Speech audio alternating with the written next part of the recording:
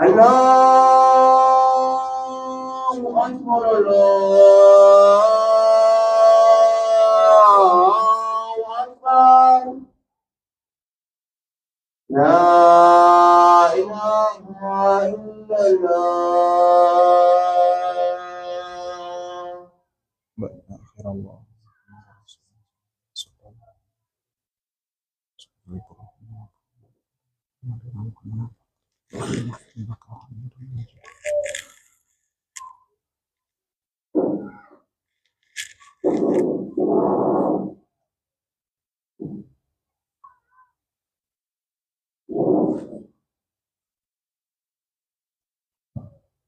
Bismillahirrahmanirrahim. Innal hamdalillah alladhi khalaqal insana wa khalaqa kulla shay'in fil a'la. Alhamdulillahi alladhi khalaqal insana wa karramahu wa arsala ilayhi rasulihi liyahdihi wa ya'lamuhu Allahu ta'ala wa ja'ala fi nabiyyi Muhammad sallallahu alayhi wa sallam uswatun hasan liman kana yarju Allaha wal yawmal akhir. Wa ashhadu anna sayyidana wa habibana wa maulana wa mustafana wa qudwatana wa safiyyuhu wa habibuhu alladhi barragha risala wa tawadda al-aman wa nasaha li-umma wa jahada fillahi al-haqqa jihadihi fi sabilillah hatta atahu al-yaqin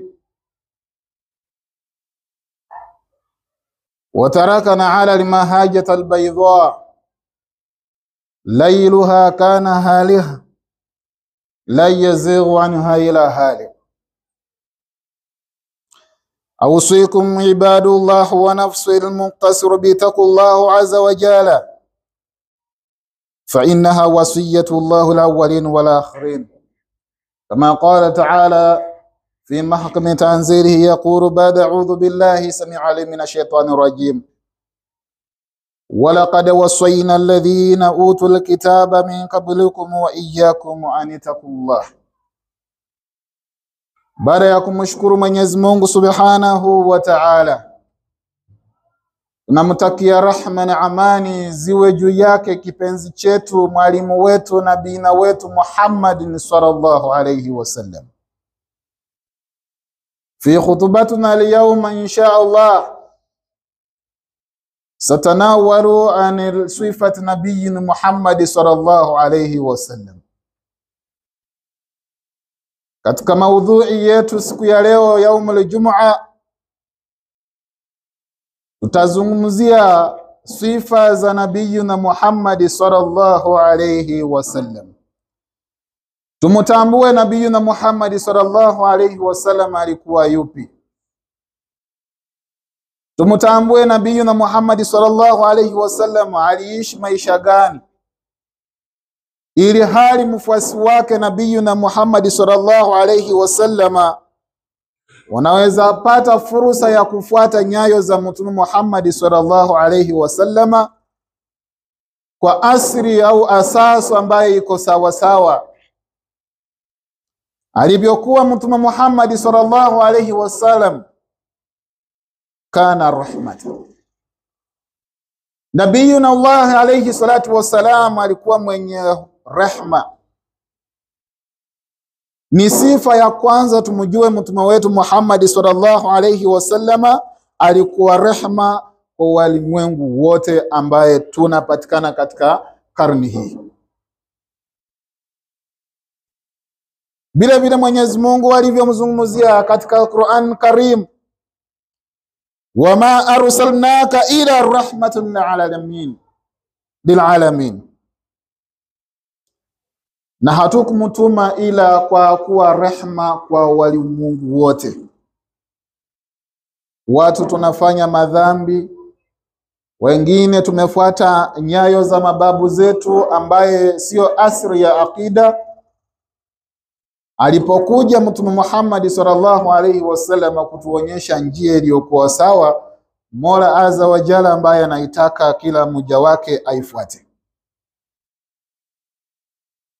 Nabii Muhammad sallallahu alaihi wasallam akitumwa ulimwengu mzima ili awe rahma kwa kila mmoja yupo ndani ya ardhi.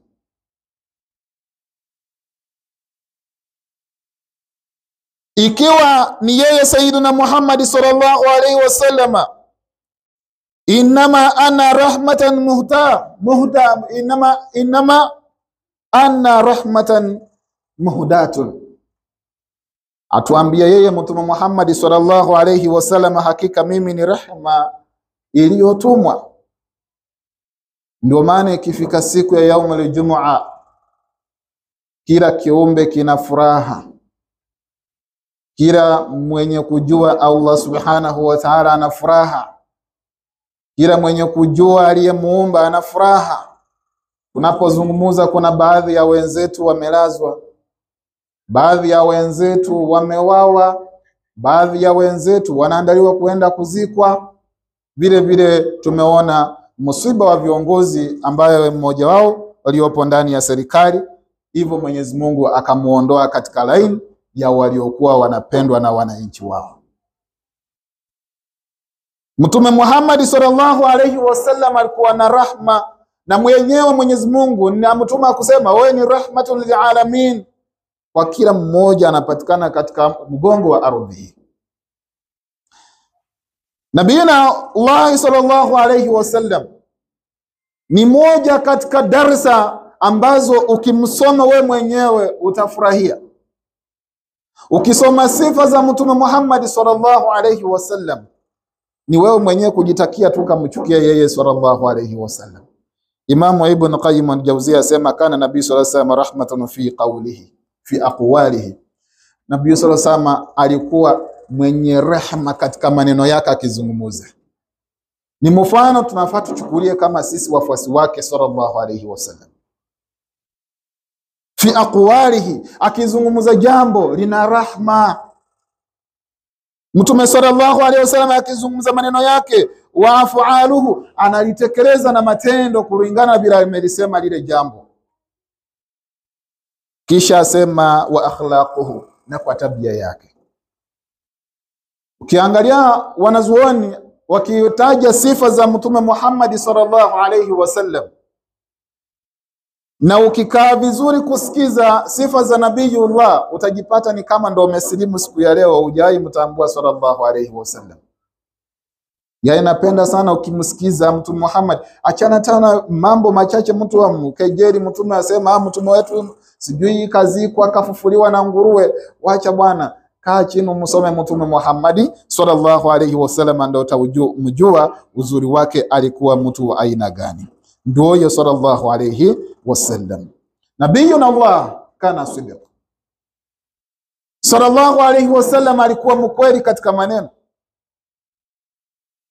Leo ulimwengu wa 99% kudanganyana tu, kuvurugana hapa na pale.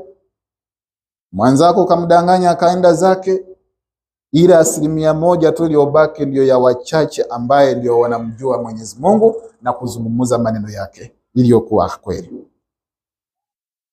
Huyo ni Nabii na Muhammad sallallahu alaihi wasallam. Na yeye akiwa anazungumza maneno haya, hazungumuzi kwa matamanio yake. Bila ilivyokuja katika suratul Najm, Allah asema wama yuntiku anil hawa in huwa illa wahyun yuha. Nabiyuna Allah hazungumuzi kwa matamanio yake, hakika haya ni ufunuo. Nabiyuna alikuwa anazungumuza yani waraka ambaye ameipata direct kutoka kwa Allah. Wa Jibril akiwa amemletea nafasi, akamsimama mbele yake akamwambia ya Rasulullah, zungumuza hili jambo kwa umma yako. Ndio analisema. Ndio umeona kuja kupaka wanazuoni wengi wakakuja wakikatiliza, wakipanga maneno, wakasema hata tu kuswali tu sunna tu swala au tahiyatul masjid, yeyote ni moja katika miongoni mwa vitu huenda bilikuwa ni wajibu binafaa kukua.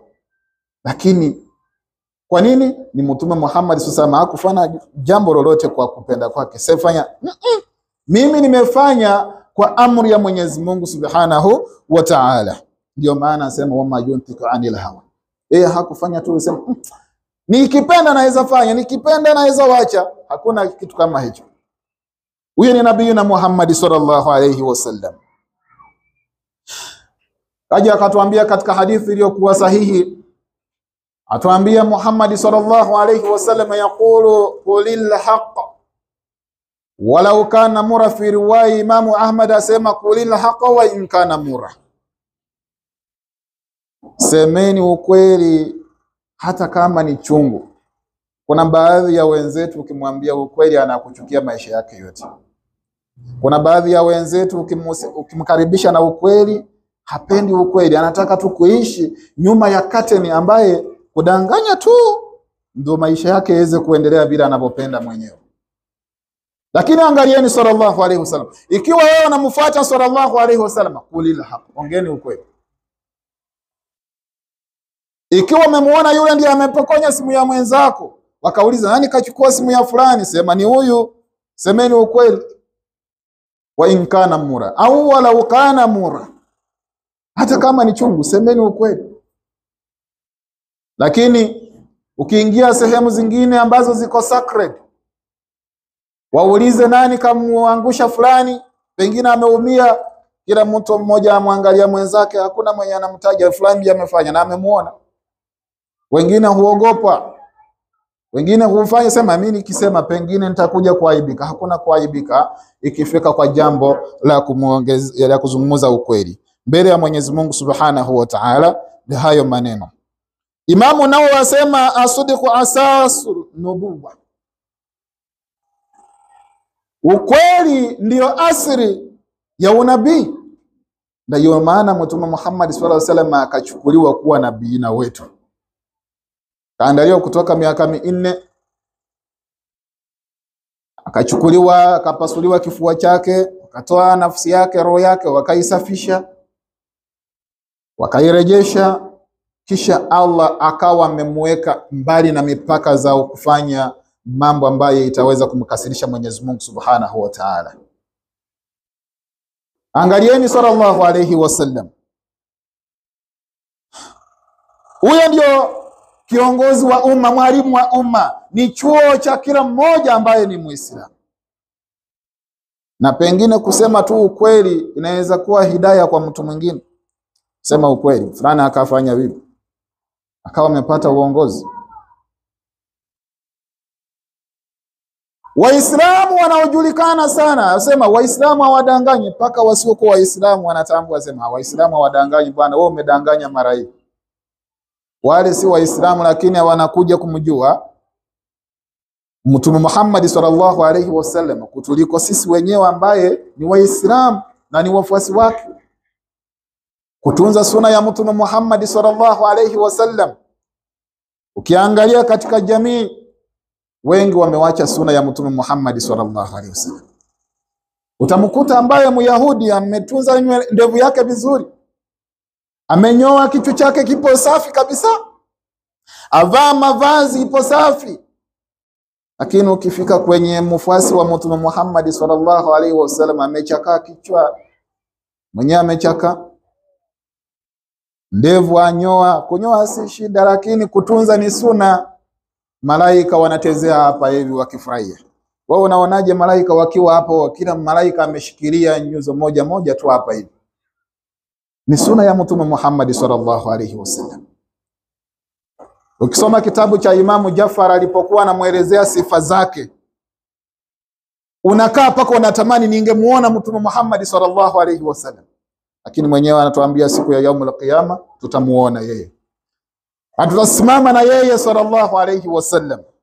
Huyo ndiyo mtume wetu Muhammadun sallallahu alaihi wasallam. Kana al-aman sallallahu alaihi wasallam, alikuwa mwenye imani na alikuwa mwaminifu. Ndugu zetu katika imani, leo hivi ukimkabidhi mtu hela zako ama umemkabidhi, kuna waraka umempa, ni hifadhie, baada ya mwezi mmoja utarudi utapata historia nyingine. Al-amana, uaminifu umekosekana katika umma. Ndio maana umefika kipindi unaona Waislamu wenyewe kwa wenyewe wanauana. Lakini angalieni sallallahu alayhi wasallam, kabla muda ambaye ametoka Maka ameenda Madina, amwambia Sayyiduna Ali ibn Abi Talib, rejesha kila mali ya mmoja niliyokuwa nimepewa. Hii ndio nilikuwa nimepewa na hii ilikuwa ya fulani, ilikuwa ya fulani. Amwambia rejea. Lakini wewe ukihama hapa leo, pengine mtu amekabidhi kitu yake, mali yako muwekee. Ukipatikana kuhama unaenda mali nyingine, mji mwingine, simu nazima, unaenda zako. Alafu ukifika kule wakipigia simu kuli yaum ni busy. Angalieni sallallahu alayhi wasallam, al-amana, alikuwa muaminifu. Leo ukijiuliza wewe ambao unamfuata Mtume Muhammad sallallahu alayhi, wewe ni muaminifu? Hapo ndipo kuna swali. Katika buyutina zetu, majumba zetu, kumekosa uaminifu. Simu zina password, ya mke ina password, ya mume ina password. Kila mmoja. Ujumbe pengine kiingia hivi. Kuna moja nimeona juzi akiposta apigia Safaricom, mkewa sio yule alimu vizuri. Wanamwambia dear customer. Akiwapigia akawaambia ile jambo mmesema tu dear customer, mmeharibu ndoa yangu kabisa. Maana mke wangu amedhani mimi niko na mke mwingine huku nje, ndio maana mmeniita dear customer. Hadha kauli ya mahaba. Asema yeye ndoa yake inaharibika kwa maana wamemtumia jambo mke wake hata hawezi amini. Nikikumbuka kisa kimoja, babangu siku moja alikuwa wamekorofishana na mamangu. Kipindi kile ndo kulikuwa kumekuja mtandao ambao unaitwa MTN, wale wanaotoka Uganda wanautambua. MTN, it was 2005 kitu kama hapo, ambaye message wametuma inasema osoborofuno mukisa. Babangu alikuja moja kwa moja akasema, umeona mama yenu vile ananiambia maneno haya, anasema unaweza kupata mwanamke mwingine. Lakini jambo mukisa ni bahati. Kwa kauli kama zile ilileta kuvunja, paka babangu akachukia mamangu. Akidhani kamwambia baba, huu ni mtandao umepeperusha ujumbe, sio mamangu. Mama amepata wapi simu? Amesema ametumia simu ya mjomba wako akanitumia mimi ujumbe huo. Lakini sio hivyo. Al-amana, Mtume Muhammad sallallahu alayhi wasallama alikuwa mmoja katika amana.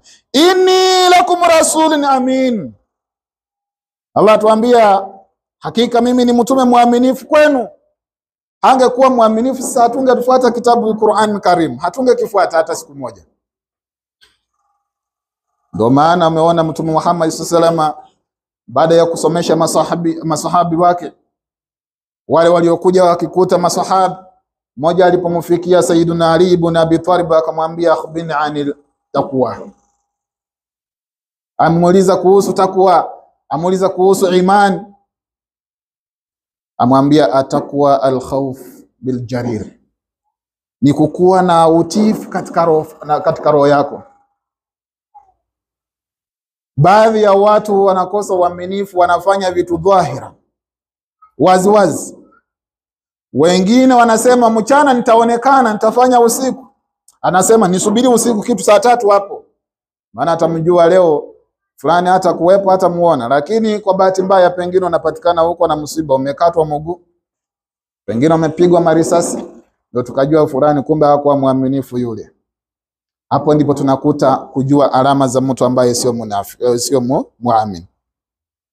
Imam Al-Ghazali anasema al-amanatu tajul akhlaq, wa nabii sallallahu alayhi wasallam kana mathalan laha. Imam Al-Ghazali anasema uaminifu ni taji la maadili, na mtume alikuwa mfano wake. Chukueni moja katika sifa za Mtume Muhammad sallallahu alayhi wasallam, na wewe pia ushikamane na hiyo moja katika hizo sifa. Ikiwa Mtume Muhammad sallallahu alayhi wasallam anatuhusia sisi tuamrishe wema na tukataze maovu, na wewe leo ndio unakanusha, unaeneza maovu, unakataza wema, je, upo ndani ya umma ya Muhammad sallallahu alayhi wasallam? Hakuna. Umejiondoa. Falaisa minna. haupo katika umma ya Mtume Muhammad sallallahu alayhi wasallam. Al-Halim kana sabiran sallallahu alayhi wasallam, alikuwa na subira. Nabiuna Allah alikuwa na subira. Angalieni kuanzia kwa mjomba wake, babake mwenyewe kabisa, Abu Lahab. Amemnyanyasa kipindi kirefu, akiingia Syria mfuata, akiingia Yemen pale mfuata, akienda Bosra pale mfuata, sema huyo Muhammad huyo anajifanya yeye ndio mtume, sio mtume huyo. Na siku ambayo yeye waita katika mlima wa Safa, sallallahu alayhi wasallam auliza, ya ma'ashar al-arabi, enyi Waarabu wenzangu, quli la ilaha illa Allah. Ni moja katika kauli za Mtume Muhammad sallallahu alayhi wasallam, asema ukweli mbele ya hao watu. Mwana subhanahu wa ta'ala amemwamrisha nenda akasema wazi wazi kwa hao watu. Abu Lahab amchukia, amsema nimekulaani. Allah asema mimi ndio nimemlaani. Allah akakasirika. Tabbat yada abi lahabin wa tab, wewe Abu Lahab nimekulaani, umeangamia. Ma aghna anhu maluhu wa ma kasab, mali yako yote na kila kitu ambacho kimepitia kwa mkono wako hakuna siku kitakufaidi wewe. Angalia tu kumuudhi tu Mtume Muhammad sallallahu alayhi wasallam. Hivyo ndio watu wamekuja kujua wema wa sallallahu alayhi wasallam. Mkewe akimfanyia maovu, ambaye ni Jamila, akirusha takataka, akimfungia mlango, Mtume Muhammad sallallahu alayhi wasallam akiwa na subira, hapigani na yeye. Subira ni sisi hapa tunafaa kuwa nayo. Hatuwezi kuhusuia miti, ndugu zangu katika imani. Ndio maana nahusuia nafsi yangu na nafsi zenu tuwe na subira. Ni moja katika sifa za Mtume Muhammad sallallahu alayhi wasallam. Allah akaja akatajia katika Qur'an, illa alladhina amanu wa amilu salihat watawasaw bil haqq watawasaw bis sabr, isipokuwa wale wataamini wakafanya matendo mema na kisha wakahusiana kusema ukweli na wakahusiana kuwa na subira. Lini umemhusia ndugu yako kuwa na subira? Mikono zetu ni nyepesi sana kurusha mkono ngumi kumpokeza mwenzako mupa. Miguu zetu ni nyepesi sana kumupa teke mwenzako. Subira. Licho anaweza kuwa na nguvu za kurudia revenge. So Muhammad ametuambia katika hadithi, laisa shadidun bisur'a, inama shadidu alladhi yamliku nafsahu inda al-ghadab. Sio mwenye nguvu yule kupigana na kila mmoja karibu yake. Mwenye nguvu, mjasiri zaidi ni yule ambaye anamiliki hasira zake kipindi amekasirika. Na wewe nyumbani kila mmoja anakutambua. Wanaume wengine wapigwa na wake zao, wake wanapigwa na waume zao. Kila anaporudi nyumbani anajua mke wangu leo mimi kubaya. Ikifika kipindi cha Eid, pengine ujaenda na kitu fulani, anakuambia leo usiingie, akurejesha. Wengine wamesoma taekwondo wako nazo kabisa, kabla uingie kwa mlango ashakurushia mguu tayari. Kukosa subira. Ukiingia katika suratu Imran, kama sijakosea, aya ya mwisho ya 200, Mwenyezi Mungu alikuwa anazungumza akisema, wasbiru warabitu wattaqullaha la'alakum tuflihun. Kuweni na subira na mshikamane na hiyo subira, wattaqullaha, na mutii Allah subhanahu wa ta'ala, la'alakum tuflihun. Kwenda mtapata uongozi ambaye mtapata success, ushindi. Ni moja katika sifa za Mtume Muhammad sallallahu alayhi wasallam. Vile vile Mwenyezi Mungu asema, wasbiru ala ma yaquluna, vumilia juu ya wanayosema. Watakusema mangapi wewe? Uliposilimu walikusema mangapi? Ulipooa walikwambia mangapi? Ulipoingia cheo ulicho unacho sasa hivi walikwambia mangapi? Huyo bosi ni mbaya, utadumu hapo. Leo umefanya miezi mingapi bado unayo? Huyo msichana ni muasi sana, huyo huwezi kumuoa, hawezi kuwa mke kisirani kile. Mmekaa na yeye miaka ngapi, si mmezaa watoto? Huyo rafiki wako ni mbaya, atakusaliti. Leo mmekaa na yeye kipindi gani? Bado mnaye. Ni moja katika sifa za Mtume Muhammad sosama, wasubiru ala ma yakuluna, tuwe na wasubira kwa yale ambayo itazungumza juu yetu. Ukiwa mwalimu wengine wa madaris, wewe ni mudaris, lazima uwe na subira. Mwalimu yeyote akivaa tu kanzu mpya hivi, utasikia ufununu nyuma huko, hii ni pesa ya msikiti imetumwa pengine hii. Imamu ameenda kuvaa tu mavazi badala ya kugawia pesa ya umma. Mke wa imamu haizi kavaa vizuri. Hiyo ni muswada, hiyo ni vile tuliandika majina ile siku, maana hatujapokea. Yeye ameleta, amemvisha mkewe. Imamu ana subira. Yaani mnamtakia imamu akaeje? Ana kanzu limeharibika, kofia ya ule mwaka paka ule mwaka, kutoka Idi paka Idi, wataka hivyo sio? Subira ndio maana walimu wanazidi kusomesha. Ukienda shule, kila mmoja ana ambition yake. Kila mmoja ana lengo lake, anataka kuwa. Mimi nataka kuwa daktari, nataka kuwa pilot. Ni nani aliwahi amka asubuhi akampeleka mtoto wake shuleni asema nataka mtoto wangu awe wa boda? Hakuna mmoja katika sisi. Ni nani aliwahi jaribu kumpeleka mtoto wake shule asema nataka awe mwenye kufanya mjengo pale? Hakuna. Ni lazima tujue Mola Subhanahu wa Ta'ala katika khalqihi zake na katika maumbili yake na vile anavyotutakia sisi. Mimi anayezungumza juu yenu, nilikuwa nataka kuwa king na sijui king wa nchi gani.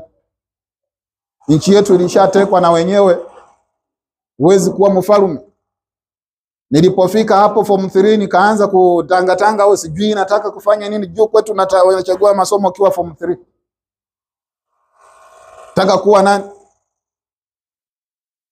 Mwenye kuingia kilabu kupiga mziki ni mimi mmoja wao. Paka siku tunafuta banki.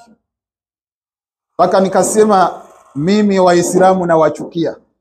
Baada ya miaka 4 nilipokuwa nimesilimu, nikamkutana yule ambaye alikuwa bosi wangu kinyozini. Na yeye pia tunakutana kwa swafa ya msikiti pale. Namuuliza, ni wewe? Sema ni mimi. Si tulipiga ule mzee kidevu, tulikuwa tunamuita mzee kidevu, kirefu hivi. Kuja tunakinyoanyoa, tumekata vibaya hivi, akatupeti kupeleka mbio. Lakini hakuwa na subira, kutupaza mabao pale. Kisha tukasilimu. Allah amrehemu huyo mzee wetu, aliaga ulimwengu. Na Mwenyezi Mungu Subhanahu wa Ta'ala amujalie kaburi lake na amupeka uli thabiti. Hiyo ni subira tuliyosoma kutoka kwa Waislamu. Kuna rafiki yangu mmoja Mkristo juzi akasema, nyinyi watu wa kuvaa kanzu msikitini kuna nini? Maana hamueleweki. Ukisikia gari fulani ni la Hussein, ukiona nyumba fulani ni Muhammad, ukiona biashara fulani hiyo ni ya Abdul. Sema mimi nitaweka supply yangu chini niingie msikitini, nataka kujua asiri gani iliyoko ndani ya msikiti. Sema Waislamu waswali mara 5. Hii ni faradhi ambayo tumepewa na mtume wetu kutoka kwa Allah Subhanahu wa Ta'ala. Atawadha sallallahu alayhi wasallam, alikuwa mnyenyekevu. Ndugu zangu katika imani, unyenyekevu ni asili moja katika sifa za Mtume Muhammad sallallahu alayhi wasallam.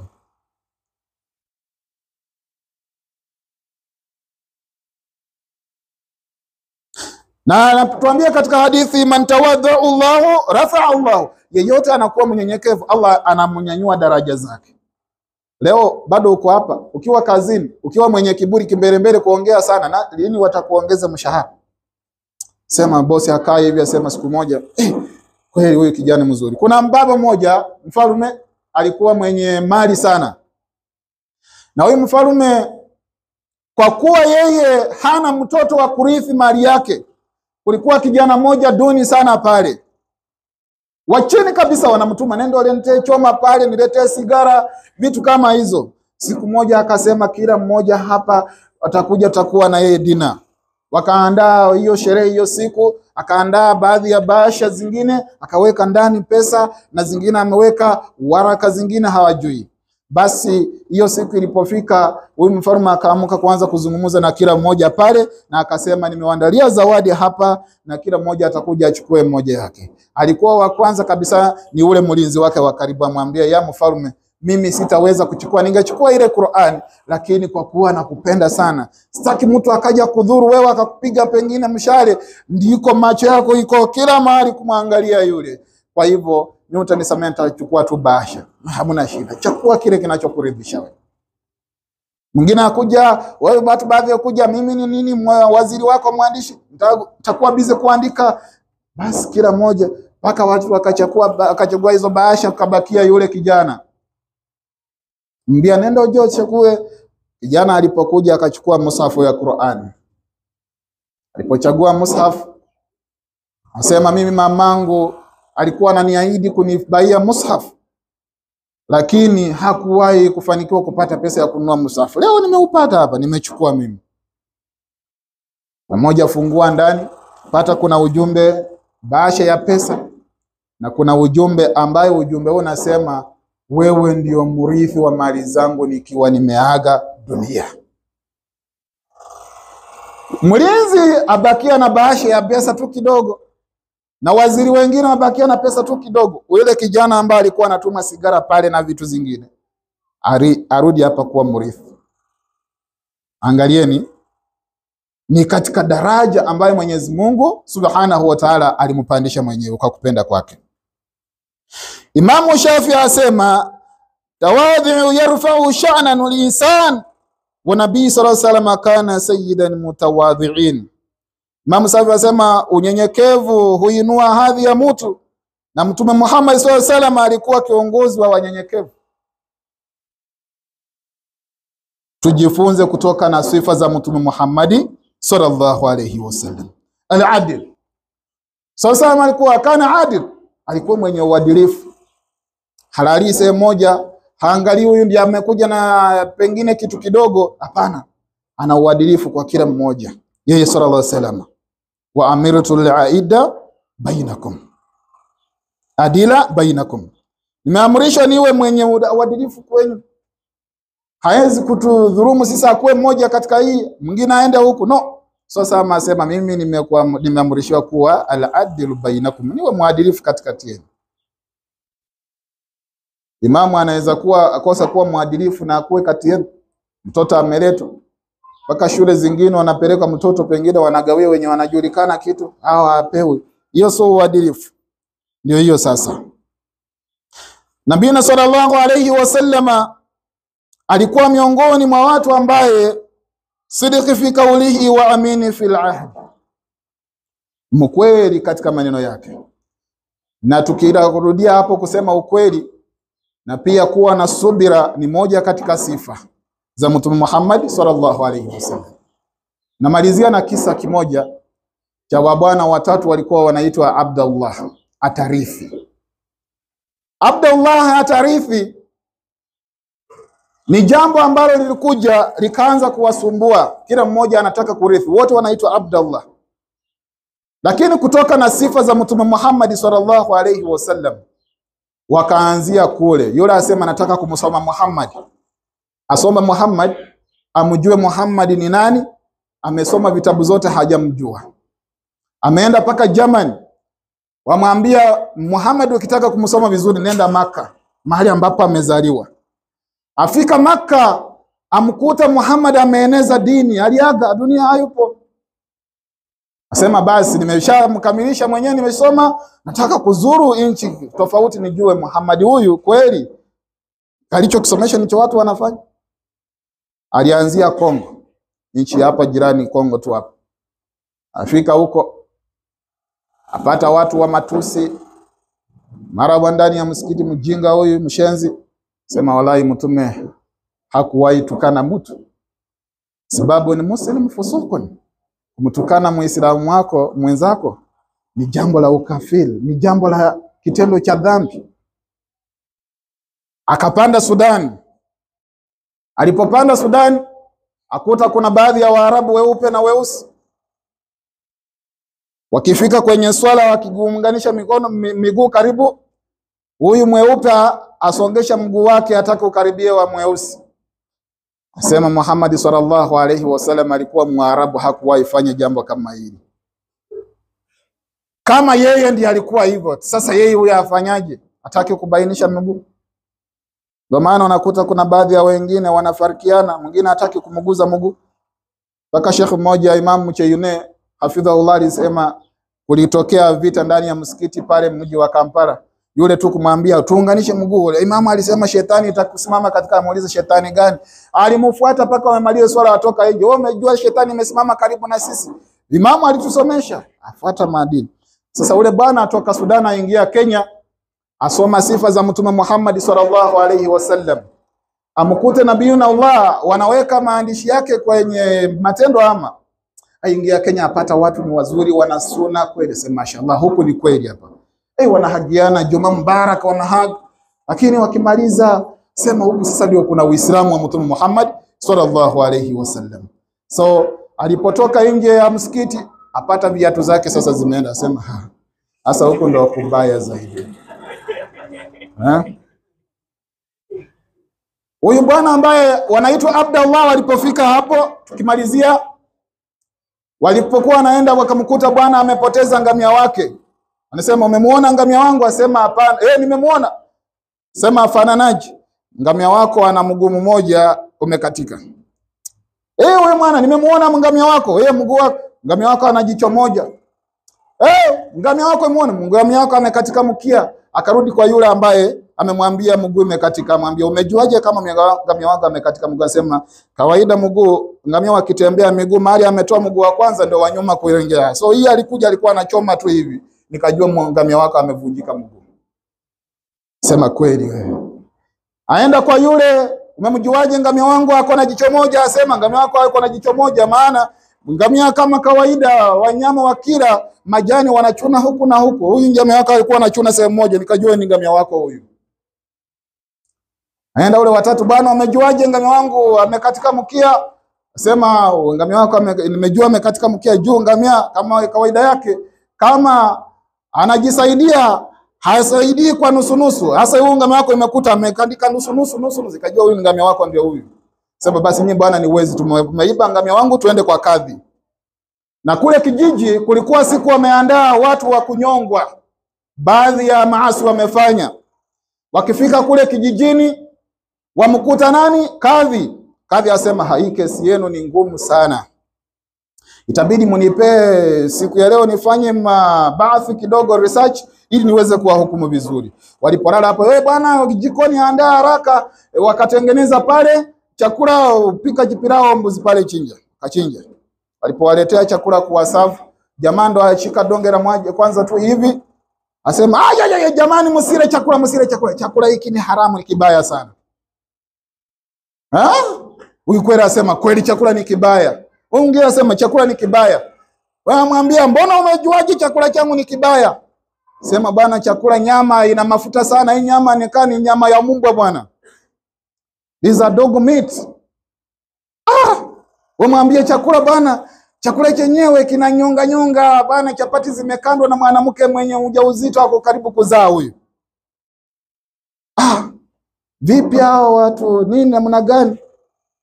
Ongea mwambia chakula ni haramu hiki. Kimepikwa na mtoto wa haramu.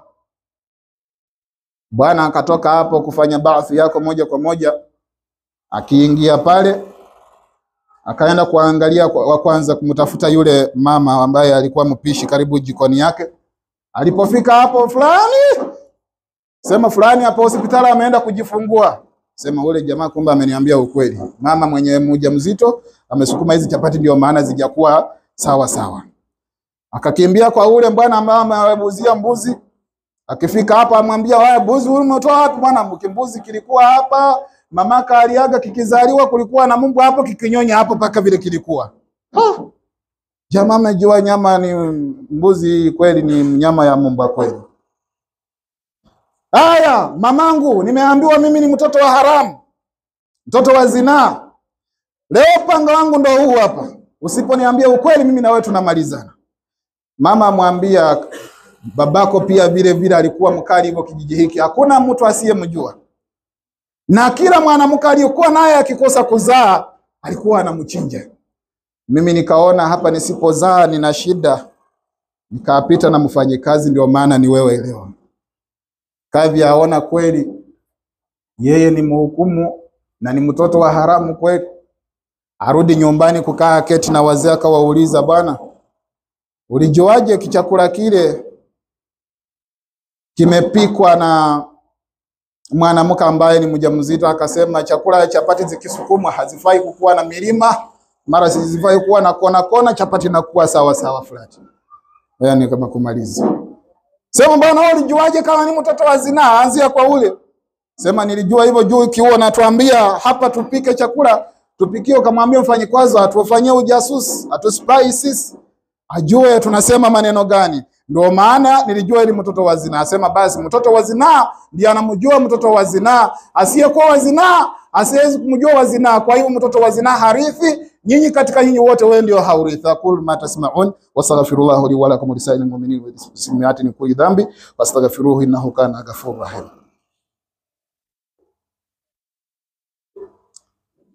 Alhamdulillahi nahmaduhu wa nasta'inuhu wa na'udhu billahi ta'ala min shururi anfusina wa min sayyiati a'malina.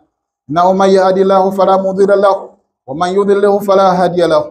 Ashhadu an la ilaha illa Allah wa ashhadu anna sayyidana wa habibana wa maulana wa mustafana wa qudwatana alladhi baragha risala wa adala al-amana wa nasha al-umma wa kashafa bihi al-umma wa tarakana ala al-mahajjati al-bayda layluha kana haliha la yazighu anha ila halik. وقال تعالى يا أيها الذين آمنوا اتقوا الله حق تقاته ولا تموتن إلا وأنتم مسلمون. وقال صلى الله عليه وسلم اتق الله حيث ما كنت واتبع سيئة الحسنة تمحها وخالق الناس بخلق حسن.